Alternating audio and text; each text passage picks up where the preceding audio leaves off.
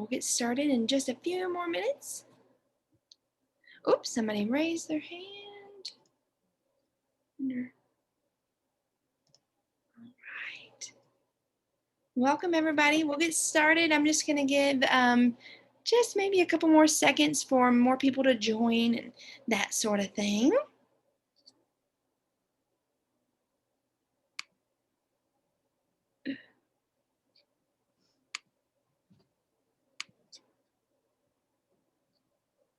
Okay.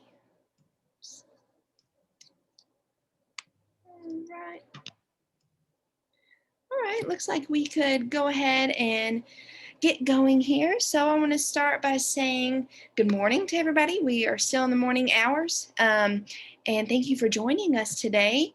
I'm going to go ahead and start recording this. Actually, I'm recording it right now. Just so you know, we will have this recording posted on our social media pages on YouTube and Facebook once it's concluded. And we thank you so much for joining us live today. It gives you a chance to ask questions at the end, so that's wonderful. My name is Allison Brazelton. I am a therapist here at Turning Point, and I want to welcome you today and thank you again for being here. If you have questions, please type them in the Q&A section, and we are going to answer them at the end. I will be monitoring them, keeping track, and once time permits towards the end, we'll take the time to answer those. Today we have with us Emily. She is from JScreen, and we have Shan from Amona. And before I turn it over to these guys, I just want to remind everybody who Turning Point is. We are a 501(c) nonprofit that depends on community support. We have on one of our slides here are our socially responsible partners, and they make these events happen without charge, and we are so grateful for them. And now I'm going to go ahead and hand it over to Emily, and then Shan will follow, and we'll begin our presentation. All right, thank you so much. Good morning, everybody. So as Allison said, my name is Emily Goldberg, and I'm a genetic counselor with JScreen. And JScreen is a nonprofit organization. We're based out of Emory University in Atlanta. And basically what we do is make genetic testing affordable, and people can access genetic testing at home through a saliva test. We do both cancer genetic testing, which we'll talk about today, and also reproductive carrier screening for patients who are planning families. And this is a topic that I'm really passionate about. So I'm hoping that I can teach you something new today that hopefully will help you benefit you and your families. But for some housekeeping, first, I'm going to pass it over to Shan, and then I will be back with you to start learning. Thanks, Emily. Welcome, everyone. I'm Shan Wilby with Amona. We're a 45-year-old breast care company with product solutions for women's breast cancer journey. And we have products from recovery care right after surgery, breast prostheses and breast shapers, and lingerie, swimwear clothing with pockets to hold that prosthesis. It is a pleasure to sponsor this webinar today and support the important work that JScreen and Turning Point both are doing in the breast cancer community. If you are a certified mastectomy fitter who's attending with us today, you may be eligible for CEUs for attending the webinar. So after the webinar, you'll receive an email from JScreen, and in this email will be a proof of attendance document that you can self-report to your certification board. If you need anything further, you can reach out to me via email. My email is shown on the screen, and I'll also put the email in the chat. Thank you for being here today. Emily, back to you. All right, thank you, Shan. And again, thank you so much to Amona and Turning Point. I think that the three of us all work really nicely together. So hopefully, we can all work together more down the road. Now, as far as today's talk, I have three goals in mind. So I'm going to start off by giving you a little bit of an introduction to genetics and what hereditary cancer is and what genetic testing is. And by doing this, I'm hoping that I can give you a better idea about how genetic testing can be useful in playing a role in both cancer prevention, but also cancer treatment. And then lastly, since when we talk about genetics, it's really a family affair. I'm going to talk about how genetic testing can really impact your family's care and their health as well. So just to start off, when we talk about genetics, these are like our body's instructions. They tell us how to grow and develop, what we look like, how tall we are, sometimes what diseases we might get. And in most cases, we have 2 copies of every gene because we get half from each of our parents. Now, in cancer specifically, we all have a number of genes that when they're working normally, they're there to protect our bodies from cancer. So we're born with this natural protection that repairs our DNA and repairs our cells to provide this natural barrier against cancer. In some families, we find that one of these genes doesn't work right. So there's a genetic change, which we call a variant or a mutation in one of these genes that makes it not function as it should. So when that happens, people and families who carry these genetic changes are more susceptible to developing certain types of cancer, depending on what gene it is, as well as other factors that impact their health. When there is a change in one of these genes, there's a few things that we can see. We may see cancer running in the family, or we may not. And we know that for people who have it, knowing that genetic change can really guide us to figure out what kind of cancer they may have a higher risk for. And if so, what can we do with that information? So some of you may be aware of some of these genes already, for example, BRCA1 and BRCA2. And so these are examples of some of the genes that we often recommend testing for, because we know that if a person has a higher chance, if a person has a BRCA1 genetic change, they have a higher chance of breast cancer, both men and women. Females have a higher chance to develop ovarian cancer, and we can see some other increased risks as well, like skin cancer, pancreatic cancer, prostate cancer for men. Now, even though BRCA1 and 2 are the most talked about, and maybe these are the only ones you've heard of, we know it's just part of a group of hereditary cancer genes.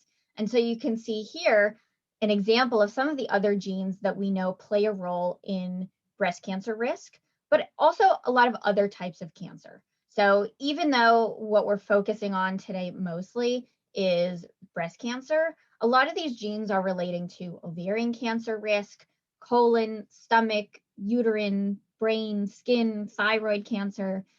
So it's often a bigger picture than just one cancer on its own.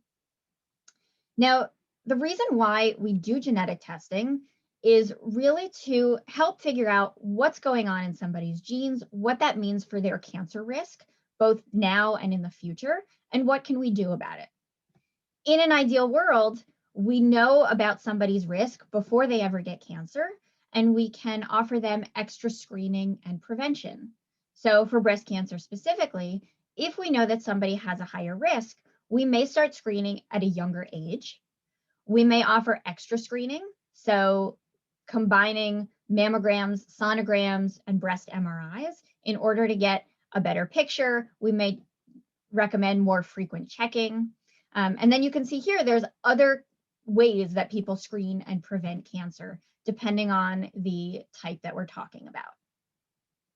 Now, I think there's a lot of people in this audience who are thinking, but I already have cancer, so how does this help me? And that's what I want to talk about still is, even though a diagnosis has already happened, genetic testing may still be useful, both for you now, in the future, and then also when starting to think about what it means for other people in the family as well. So one thing you may consider is I'm often referred a lot of patients right when they've been diagnosed, but they're still making decisions about surgery. Do they want to choose a lumpectomy, a mastectomy, a bilateral mastectomy? And genetic testing can help play a role in that.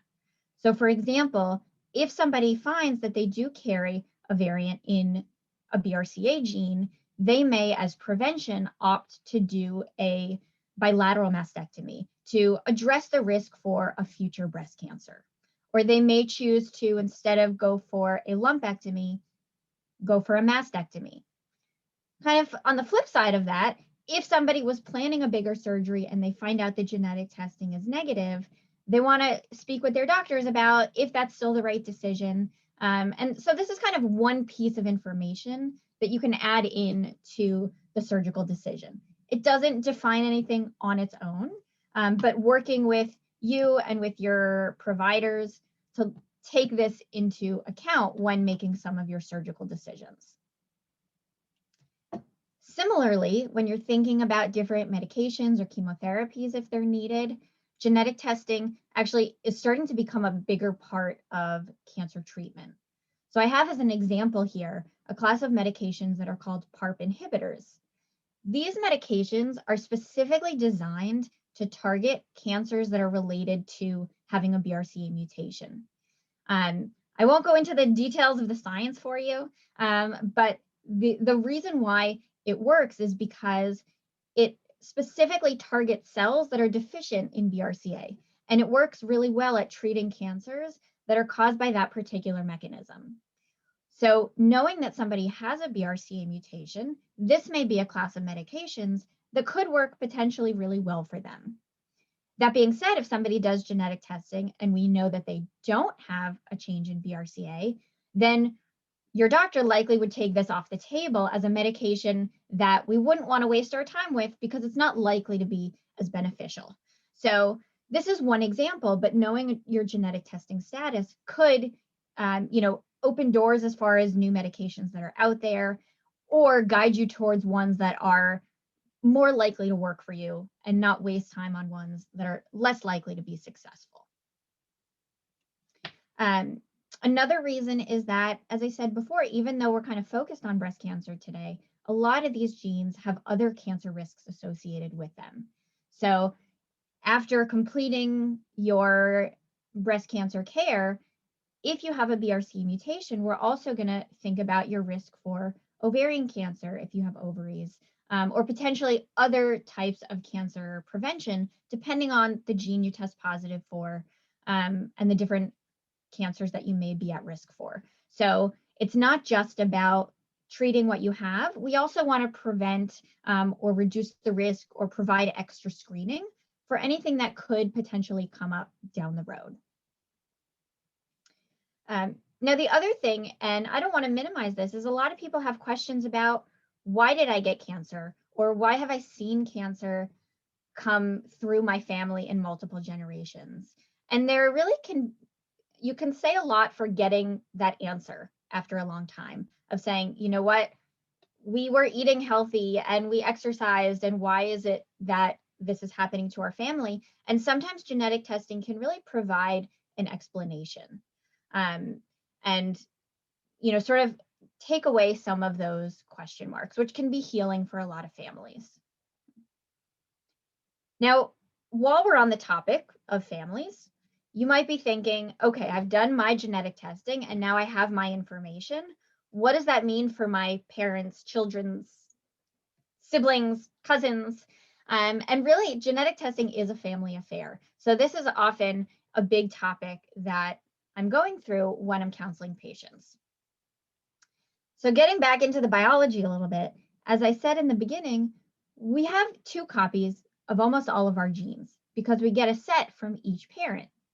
And if there's a change in one of these genes, what that means is one copy of that gene works normally and the other one has this genetic change in it. And when we go to have children, we pass on either one copy of our gene or we pass on the other. And it's a 50-50 chance. It's like flipping a coin, heads or tails. So when somebody tests positive for a gene, we do recommend testing, or at least speaking with their close family members about doing genetic testing as well. So for any children that they have, for most of these genes, there's about a 50-50 chance for any of their children to also carry these mutations and have these higher risks for cancer. The same thing goes for parents. So most of these are inherited from one parent or the other, in which case, if they have siblings that they share with that parent, or cousins, they also may be at risk depending on where that genetic change is coming in the family and how they're related to that particular person. I want to take a minute to just highlight the fact that we really shouldn't forget about the men in the family and things coming on dad's side. We think about our mothers and sisters and grandmothers, but genetic variants can really come from either side of the family. They equally affect men and women, even if the cancer risks are a little bit different. So don't forget about that side of the family when you're thinking about your family history. Now, I'm often asked, when should my children get tested? And this depends a little bit on the particular gene, but in general, most of the genes that we test for are not related to having cancer in childhood. So for most people, we say at the bare minimum, age 18, but for most of these genes, we really recommend closer to about 25. And there's a few different reasons for that. One is we want people to understand what they're being tested for and how that could be useful for them. So we want them to be at a point in their life when they can make that decision about whether or not they want that information, because we understand that this really can be an emotional burden. And once you do testing and you find out those results, you can't unknow them. So we want to make sure that people are ready to receive this information at a time in their lives when it can be useful. Another reason is because if somebody tests positive, we know that there are potentially changes in their medical management, right? Different types of cancer screening. So at age 18, if somebody has a variant in a particular gene, they may not be able to do any type of screening for several more years. So even if we could tell you the information, some people, it causes a lot of anxiety without being able to necessarily act on it for several more years. So, you know your children and your family members best. It's a very individualized appointment on a very individualized decision about what age they're ready, if they want to do this testing, and kind of take that into account when making these decisions. Another thing that's important for family members to know, especially those who are within the age when they might be planning families, is there actually is a technology which is called in vitro fertilization, or IVF, and pre-implantation genetic testing. So with IVF, typically sperm and egg are put together in the laboratory and embryos are created. And typically those embryos are then transferred to hopefully result in a pregnancy. With PGT, there's an extra level of testing where you can actually specifically test each of these embryos to determine which embryos are found to carry a particular genetic change or genetic condition that you're looking for. So this may be an option for some families of ways to have children while knowing that they wouldn't necessarily be passing on that genetic change. So when considering at what age it might be useful for somebody to do genetic testing, this may be part of it. If this is something that they might consider, then we'd recommend having their testing done before they start having their children. So this would be available to them if they would choose it.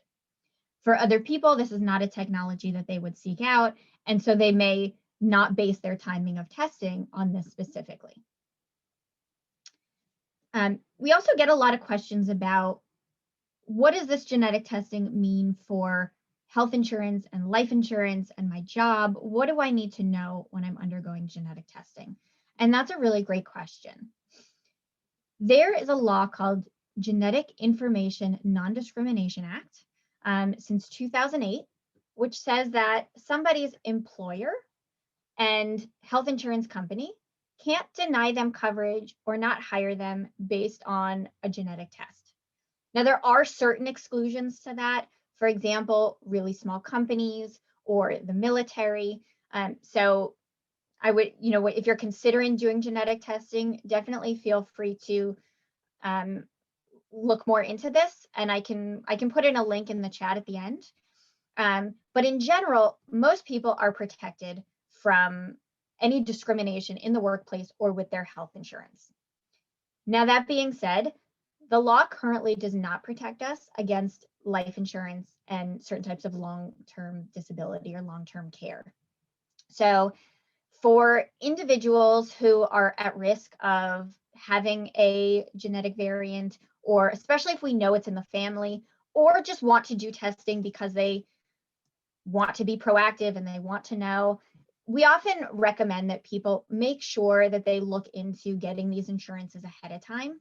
It doesn't mean these insurance companies are necessarily asking the questions, but legally they could, and could potentially deny you coverage or charge you higher premiums if you've had a positive result. So everybody is more than welcome to make their own decision about if these are insurances they want, but if it would be a consideration, think about it first and then proceed with your genetic testing. So you've learned a little bit about genetic testing, and you may have decided that this is something that you're interested in. You may also decide that this is not something that's going to be useful for you either right now or in general, and that's okay too. Genetic testing is a very personal decision. But if you are ready, how do you go about doing that? My recommendation is to seek genetic testing in the context of a genetic counselor. Now, that may be a local genetic counselor that is in your area, or maybe that works with your oncologist or your primary care doctor, where you can go and speak with them in person and learn more about the process for you. One way to do that is to go to the website for the National Society of Genetic Counselors and search for somebody local. Another option is JScreen, which is the organization that I work for. And this is a national program that allows people to do testing from home. This is what our website looks like. So you can go online and register for a kit. You'll notice here on the website, we have, as I mentioned, both our hereditary cancer genetics test and our reproductive carrier screening. So the one we're talking about right now is our cancer gen, but you're more than welcome to look into both if it's useful for you. So by going online, you can read more. We have a lot of education on our website. And you register for a kit and it comes to you in the mail. And it's done by saliva. So you don't have to go anywhere. You can spit in the tube, you drop it in the mail. And then the genetic counselor will review those results and will give those results to you either by phone or video through a genetic counseling appointment. We do collect a family history. We'll ask a little bit about your history, so that way we can make sure this test makes sense for you and help explain it to you in the easiest way possible. If you are currently making decisions about medication or about surgery, and we're happy to send you out a blood kit if that's easier in the office. So we always reach out if somebody has a current diagnosis, so we can just make sure to do the most possible. I have here the cost of the different tests. It is a set fee, so even if your insurance does not cover it, we're not billing you for anything additional. You won't get any bills from the lab. It's a set program fee, and we can do this because since we are a nonprofit, our testing is subsidized by generous donors. There also is financial assistance for people who qualify. And as Shan mentioned, there's going to be an email going out after the webinar, and that's actually going to have a coupon code. So for anybody on the webinar who's interested in doing our cancer gen test, it's a code for $50 off. And so there's a place to put that on the website when you're ordering the testing. So I want to make sure to leave some time for testing, for questions. So if you have questions about some of these topics, definitely feel free to put them in the Q&A and we'll go through those. All right, Emily, so I'm back on here. We do have one question already, so we'll get started with that question. It says, if I've been tested before, do I need to get tested again? So this is a great question because it's sort of a yes and no answer. So the first thing to think about is we're born with all of our genes and they never change. That being said, what does change is the technology. So BRCA testing has been around since the late 90s. And the specific test that we do at JScreen actually is more than 60 different genes. They're not all only relating to breast cancer, but if you had BRCA testing only, and maybe that was 10 years ago, or even 5 years ago, or more recently, but it was a small more targeted panel, and it didn't find anything, it's worth knowing that there's more genes now that we can test for that we couldn't test for then. So if you've had testing before and it didn't find anything, it's worth circling back to consider test again, because our test now may be able to find something that it couldn't find before. And most genetic testing now, whether it's with a local genetic counselor, is done often with these multi-gene panels where it's not just 1 or 2 genes anymore. The technology is better and cheaper and easier to look for a lot more genes at one time. I see that there is also a question in the chat about Medicare and TRICARE. So essentially, anytime somebody has insurance, let me go back to this slide here. So as long as you are submitting insurance, we'll take it and you won't be charged for anything other than the program fee. So that would include Medicare and TRICARE. If it's not covered, then JScreen basically picks up the tab for the rest of it. So you're not responsible for anything aside from the program fee, even if it's not covered at all. If you decide not to use health insurance or you don't have health insurance, there also is a self-pay option. Okay, I see there's another question about genetic testing that was done years ago said not genetic, then where did the cancer come from?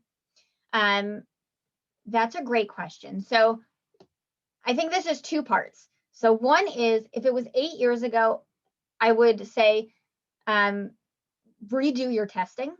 Technology is better, we have more genes. So even if it wasn't found then, it may be worth doing again now to see if we find anything new.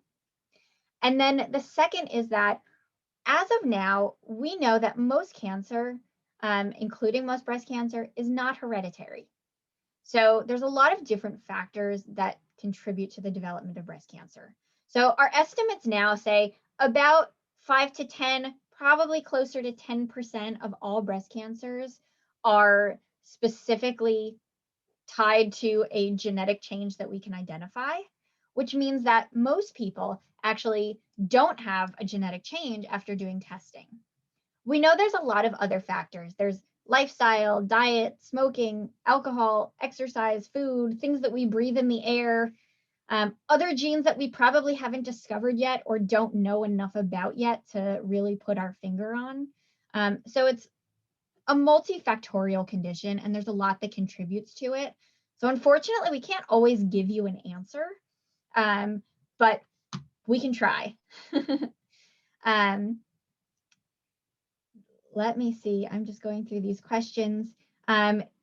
With JScreen, there is absolutely no fee to speak with a genetic counselor. We certainly encourage you to reach out to us and to ask any questions you want of the genetic counselors. It's all included with the program fee. So definitely no extra cost at all. There's a question about a family history of breast cancer on a paternal side. Is it less risk than maternal side? And the answer really is that it's not any less risk. These genes come from both parents, men, women, they get passed on to sons, daughters. So it really doesn't matter which side of the family it's on. If there's a history there, it does contribute to your risk. So if there's a family history and it's only on the paternal side, I would still recommend thinking about genetic testing. Thank you, Emily. I believe we have one more question I see, and it says, what if I don't have a family history? Should I still consider testing? All right, so I think I'll answer this again in two parts. So I know that there are a lot of people on this webinar who have a personal history of breast cancer themselves. In which case, you want to think about, based on all of this, is genetic testing going to be something that's useful for you? Um, when it comes to insurance coverage, sort of outside of JScreen, oftentimes insurance has very specific criteria about who should consider genetic testing. You need a certain number of relatives to qualify for testing. Otherwise, we're not going to pay for it, or it's going to be expensive. But sometimes there isn't a family history and somebody does have a hereditary risk. So I think it's reasonable for all people with breast cancer to at least consider genetic testing. It doesn't mean that you have to do it, but it certainly should be something that you think about. And part of the reason why at JScreen we decided to create this cancer genetic test is because we want people to be able to access genetic testing even without having, a certain quota of family history. We know that studies have shown that about half of people with cancer who have one of these mutations actually would not have qualified for testing, or didn't have a family history before they were diagnosed. So, for any women with, or men for sure, any people with breast cancer, we certainly recommend, at least considering genetic testing and thinking about if it would be a good fit for you. Another thing is, there's an aspect to cancer genetic testing and a new line of thought that maybe cancer genetic testing should be something that's done population wide, meaning maybe everybody should get genetic testing instead of just waiting to find the families who already have cancer. Maybe people should be considering it before there's a family history, and that way we can really use the information proactively, to offer a lot more prevention than treatment. So I think everybody here can agree that we'd rather prevent a cancer if we can than have to provide treatment later on if we can avoid it. The program fee that I mentioned, so that's on this slide here, is basically the cost of everything from the testing, the saliva or blood kit, meeting with the genetic counselor, getting your results, the whole process of JScreen. That's everything that's covered by the program fee.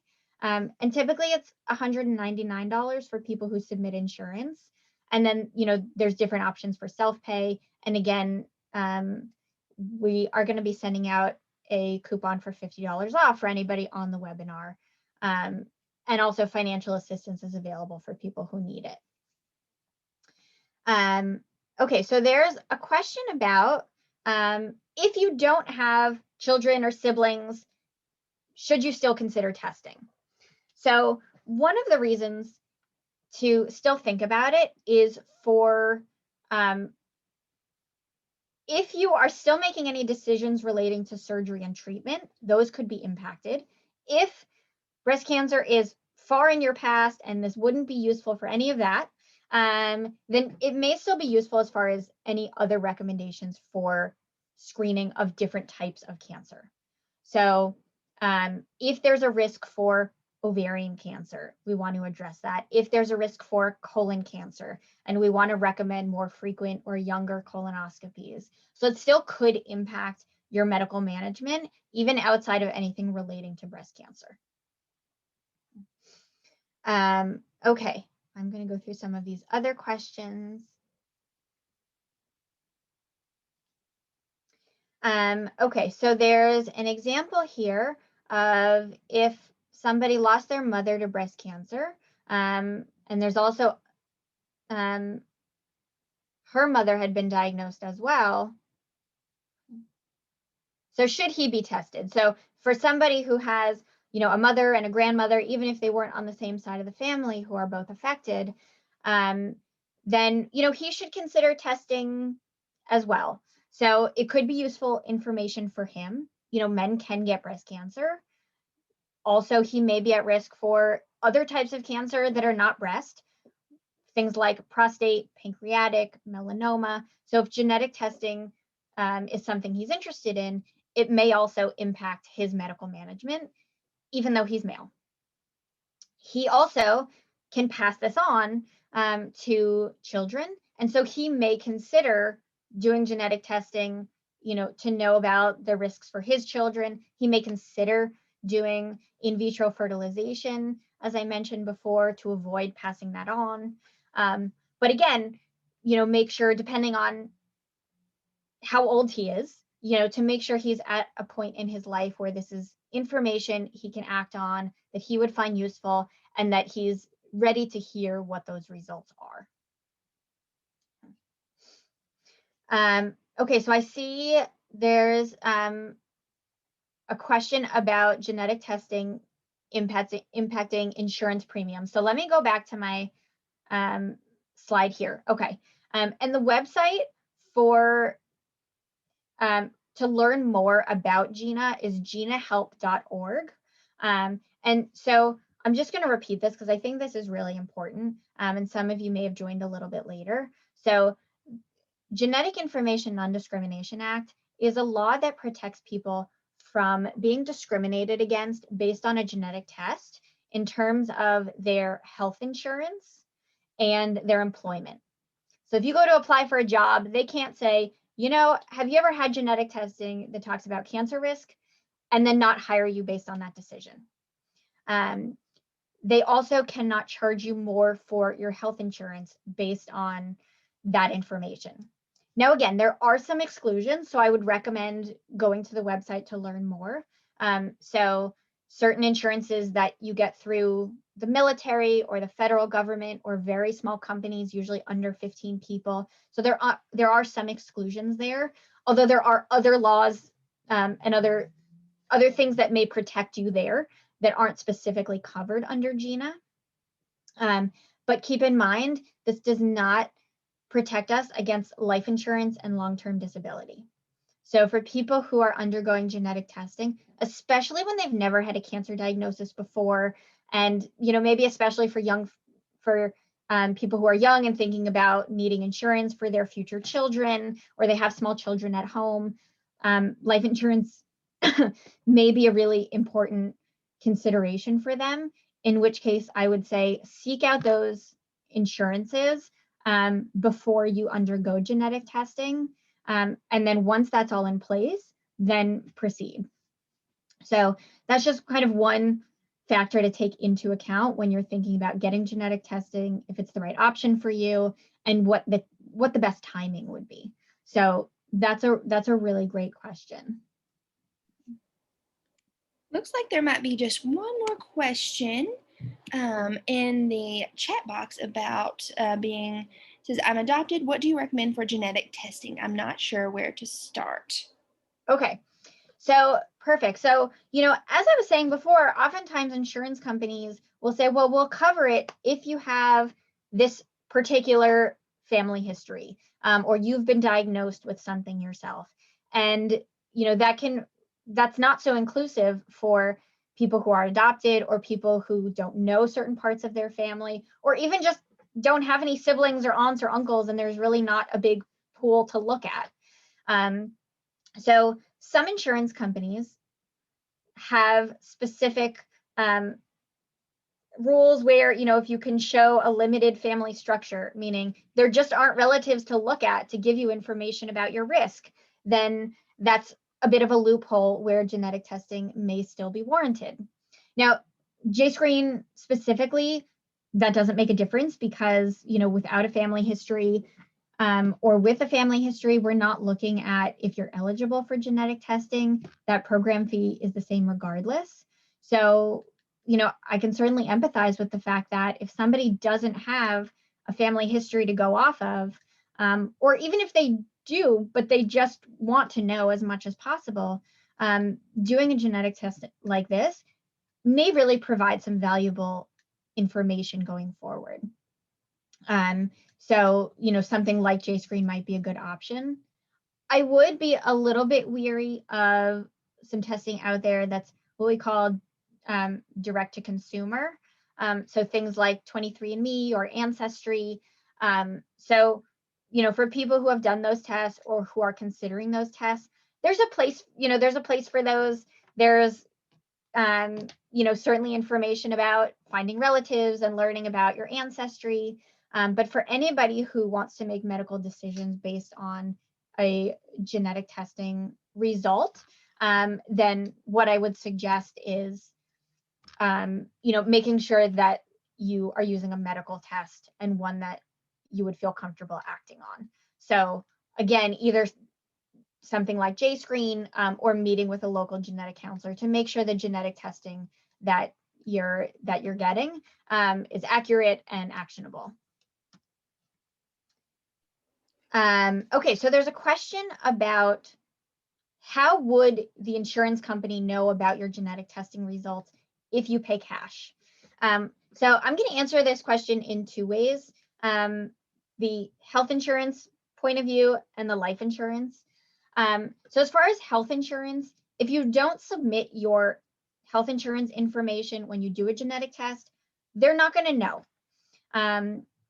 However, if you are found to carry a variant in one of these genes, you're going to want to have extra screenings. If you want a breast MRI or more frequent colonoscopies, or you're talking about preventive surgery, those often are covered by your insurance. So even if you don't tell your insurance company that you're going to do testing, you may still need to not tell them, what you're doing or show them your results. But if you need additional screenings or preventive surgeries and you want those covered by your insurance, ultimately they are going to know.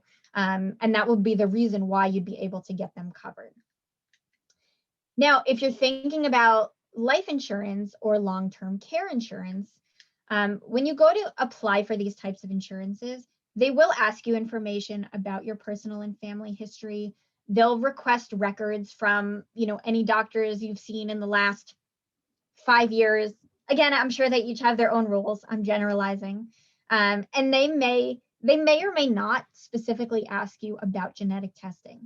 If they don't ask you, then they don't ask you. And I don't think you need to chase after them and say, wait a second, you forgot to ask me, and here are my results. But if they do ask you if you've had genetic testing, whether or not, it went through your health insurance, you can't lie on those applications. Otherwise, if you end up needing them and something happens, those plans are voided if they find that the information you gave them wasn't accurate. So I would err on the side of get your insurances in place before you do the testing and not get into a situation where, you're going to lie to your insurance company. Thank you so much, Emily. It looks like that might be all the questions for now. We can just give a few more minutes. I don't see anybody else popping up. So if that's all, we can go ahead and just wrap things up. And does that sound good with you, Emily? Yeah, that sounds great. I just wanted to, point out that we have both for Turning Point and JScreen here on this slide, we have contact information here. There's